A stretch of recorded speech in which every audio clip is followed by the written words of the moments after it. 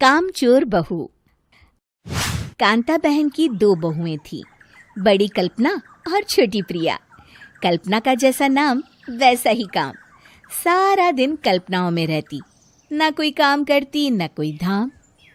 अरे कल्पना बहू, जरा अच्छी सी चटनी पीस दे, आज कुछ मजेदार खाने का मन है। पेट में जलन हो जाएगी माँ जी बुढ़ापे में, और वैसे भी मेरा काम करने का वक्त शाम का है, अब प्रिया को ही बोल दो। इतना कहकर कल्पना वहां से चली जाती है। कांता कल्पना के ऐसे रवैये से काफी परेशान रहती हैं। मैं बना देती हूँ माँ चटनी। ऐसा बोलकर प्रिया माँ को चटनी बनाकर प्लेट में खाने को देती है कि तभी वहां कल्पना आ जाती है। अरे वाह चटनी, जरा चक्कर तो देखूं, बड़े दिन हो गए। अरे नहीं बहू, तू तो रहने ही दे चटनी खाना, पेट में जलन हो जाएगी।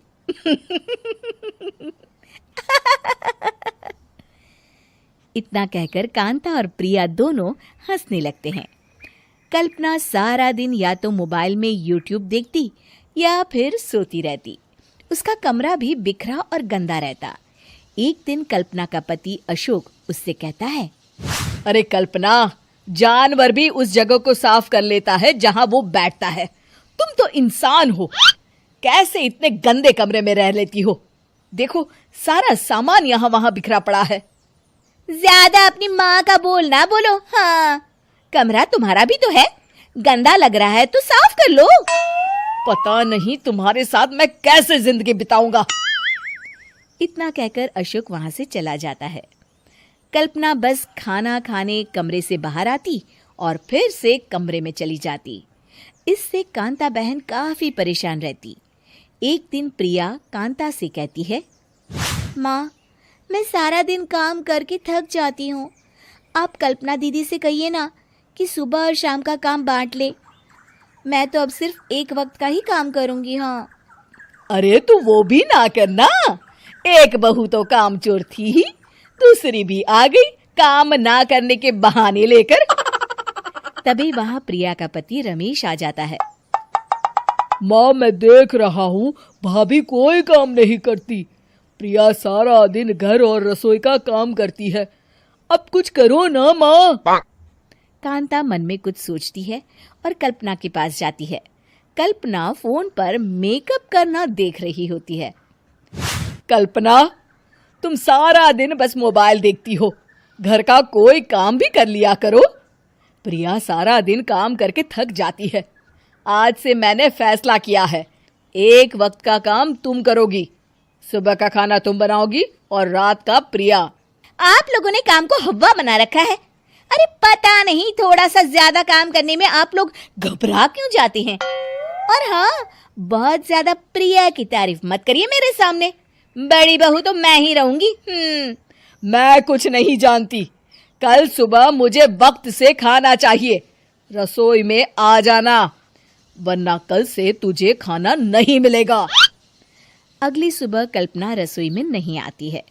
वो देर से सोकर उठती है और बाहर आकर कहती है, अरे भूख लगी है, आज खाने में क्या है? इतनी देर हो गई, आज किसी ने मुझे उठाया भी नहीं, पता नहीं कहाँ है सब। कल्पना को घर में कोई नहीं दिखता। वो रसोई की तरफ जाती है जहां बड़ा सा ताला लगा होता है। अरे रसोई में ताला? ओ, मैं तो भूल ही गई थी। माँ ने आज से सुबह का खाना मुझे बनाने को कहा था। हे भगवान, इतने लोगों का खाना बनाना क्या आसान है? तभी घर के सारे सदस्य बाहर से वापस आते हैं।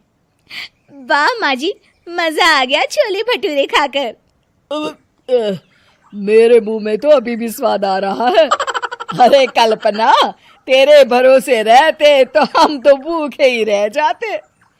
कल्पना को बहुत गुस्सा आ जाता है। अब बहुत हो गया, आज से मैं अपनी रसोई अलग कर रही हूँ, मैं अपना खाना खुद बना लिया करूंगी। कल्पना अपनी रसोई अलग कर लेती है, पर आए दिन उसका देर से उठना और काम न करने की आदत से वो भूखी ही रह जाती थी। उसी के सामने घर के लोग अच्छे अच्छे पकवान खाते और कामचोर कल्पना को जैसे तैसे ही खाना बनाकर खाना पड़ता। पर एक दिन तो हद ही हो गई। माँ, दीदी आज सुबह से कमरे से बाहर नहीं निकली, हमें जाकर देखना चाहिए। सो रही होगी कामचोर कहीं की, पर तुम कहती हो तो चलो देख लेते हैं उसे। कल्पना कमरे में पेट पकड़कर बैठी होती है। हाय मेरा दर्द, पेट दर्द के मारे मर रही हूं मैं।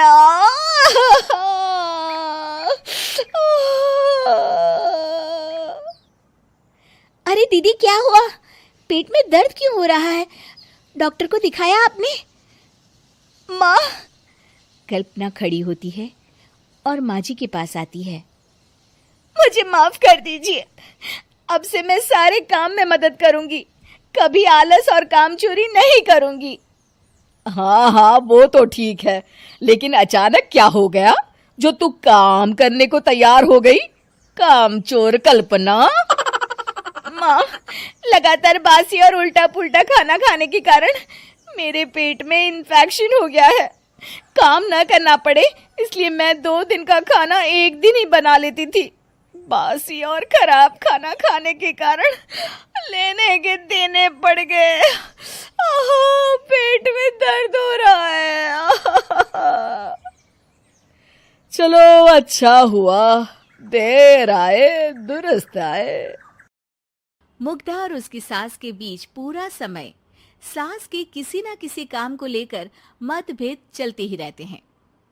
बहू, ओ बहू, जरा चाय बना दे। मुग्धा चाय लेकर आती है।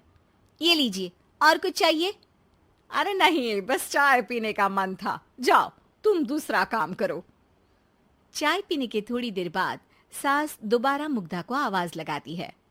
अरे बहू रे, आओ बहू, जरा हलवा तो बना दे, मीठा खाने को मन हो रहा है।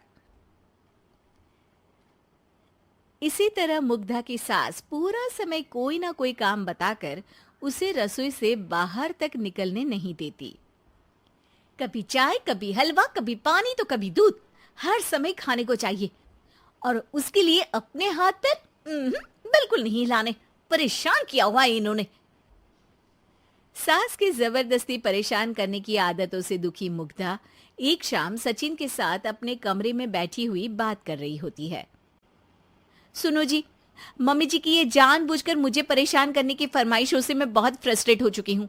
पूरे दिन में 1 सेकंड का आराम नहीं मिलता। रसोई से बाहर कदम रखती नहीं कि बहू ये बना दे, बहुरी वो बना दे। अरे इनकी फरमाइशें चलती ही रहती है। अरे मुग्धा, माँ खाने की शौकीन है, पर उम्र हो चली है, खुद खाना नहीं बना सकती, इसलिए तुमसे बोलती है। अरे तो शौक भी उम्र देख कर रखने चाहिए ना। समझ में नहीं आता, हर समय फेविकॉल का जोड़ लगाए सोफे से चिपके बैठी रहती है। इतना सब डाइजेस्ट कैसे हो जाता है उन्हें? अरे तुम मेरी माँ से इतनी नफरत कैसे कर सकती हो? मैं उनसे नफरत नहीं करती जी, बस परेशान हूँ।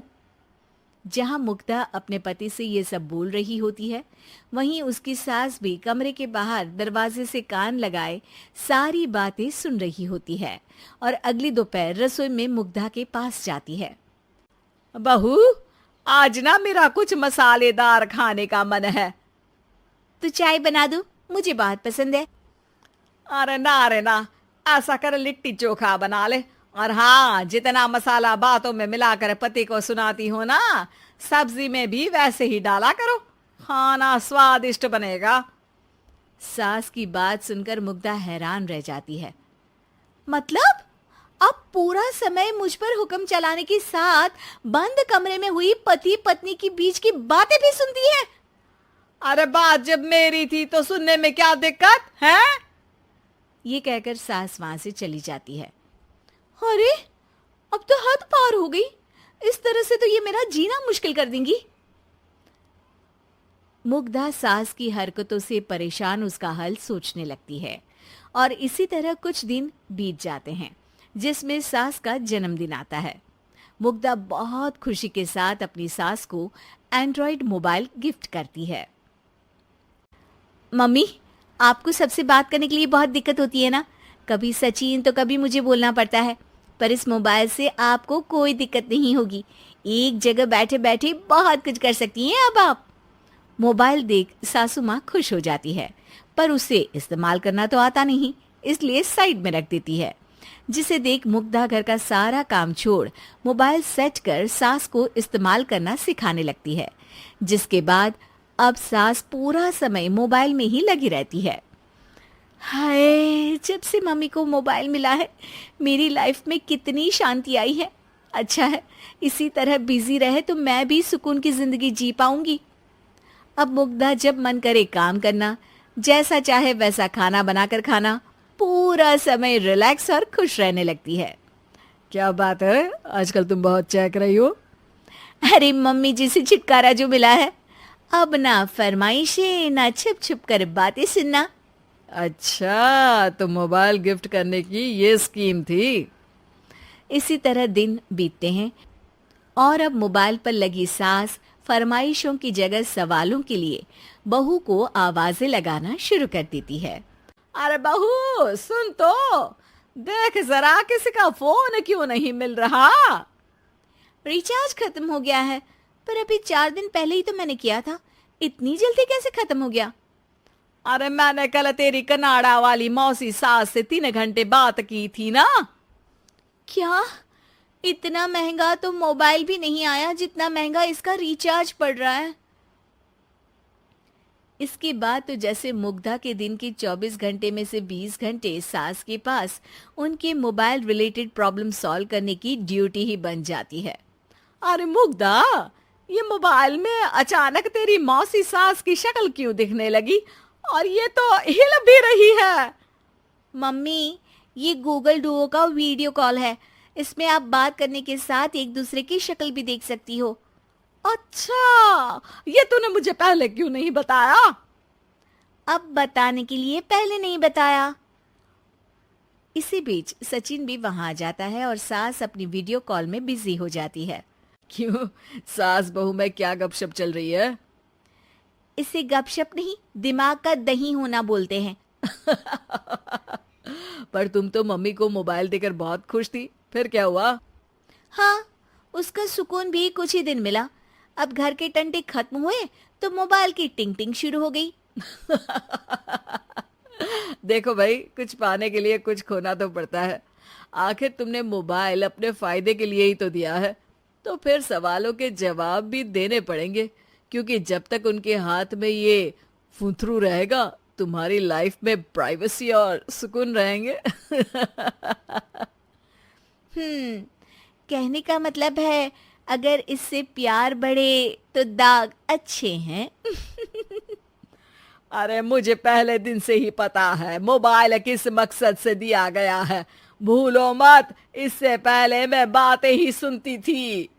सास की ये बात सुनकर मुग्धा शॉक में और सचिन हंसता रह जाता है। उम्मीद है कि आपको हमारी ये कहानी पसंद आई होगी। कृपया हमारे चैनल को सब्सक्राइब करें और सभी अपडेट्स के लिए बेल आइकन जरूर क्लिक करें। और हाँ, वीडियो लाइक और शेयर करना मत भूलिएगा। Bye bye.